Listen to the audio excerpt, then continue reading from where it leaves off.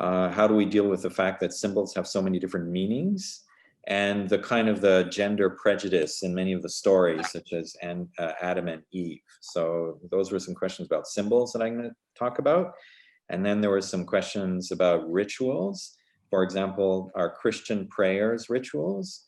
Does meditation count as a ritual? And what about some rituals that are very destructive or that actually could be hurtful? So could trauma be considered a ritual? What about suicide bombers? Were they not entering a liminal state? So can rituals not be actually quite divisive?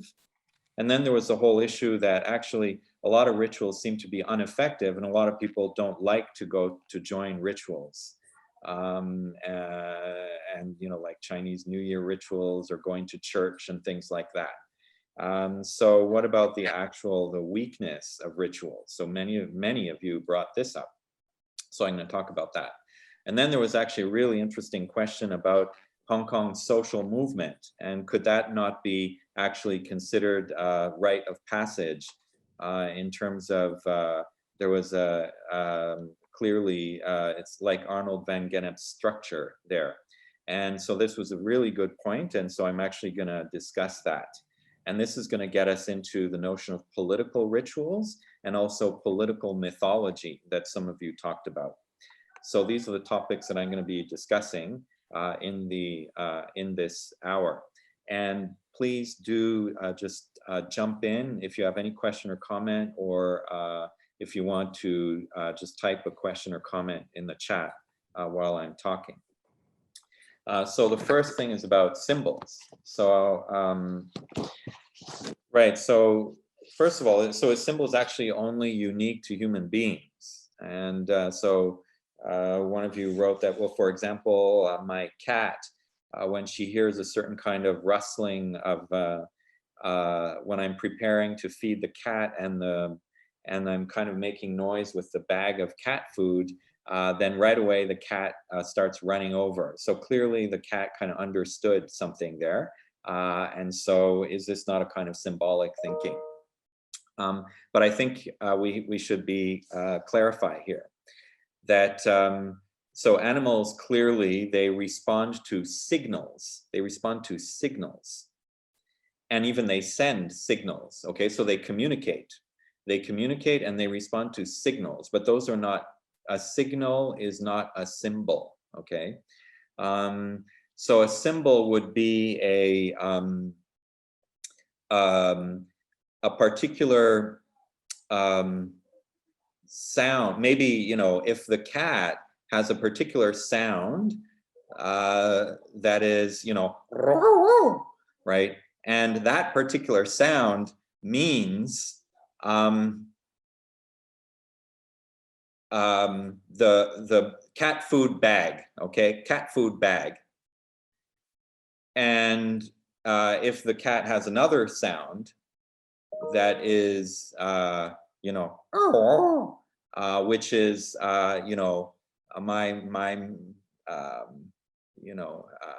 milk, you know, or something like that. So if there were specific sounds that have very specific meanings, and again, actually, we could probably find that animals do have such kind of, again, they can, there are such kinds of, that would exist. But then when we reach the point where, in effect, this symbol can contain memories, it can store memories, okay? And when the cat goes, that actually it not only refers to this particular time of hearing the cat food, the bag of the cat food, but it actually refers to past times of hearing the cat food, that it actually has multiple meanings, okay? A symbol always has multiple meanings, so it can connect many things together, okay? So that then through the sound of the signal for the cat food, it could mean food in general, and then there could be so many other different connections.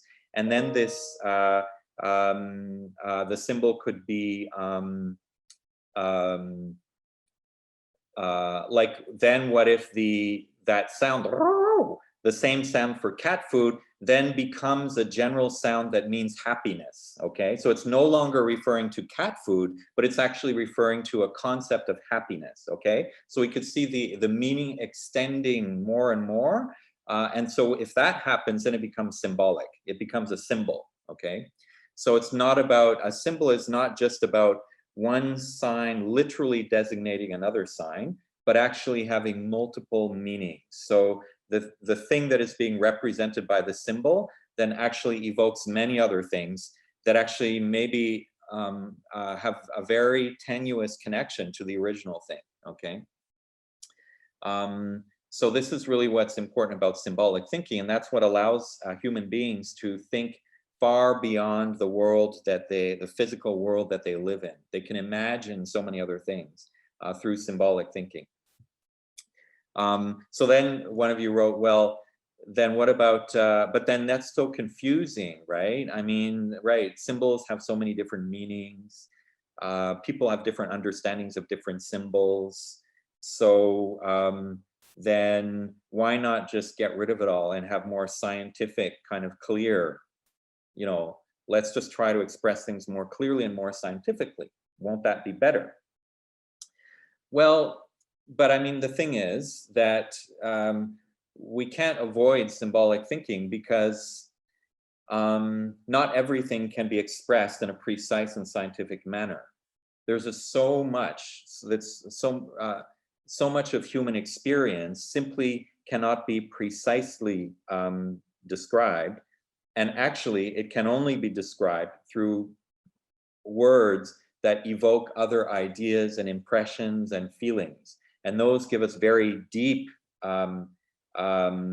deep impressions and deep understanding, and so we always go for symbols. So actually, for example, if you think of the film Avatar, well, so this is a very symbolic film. But last week, or in the readings, you know, I gave a scientific explanation of Avatar. I explained what the symbols mean. And so I used more clear language to explain what the film means. But frankly, my clear explanation is never going to have millions of readers and make me into a billionaire.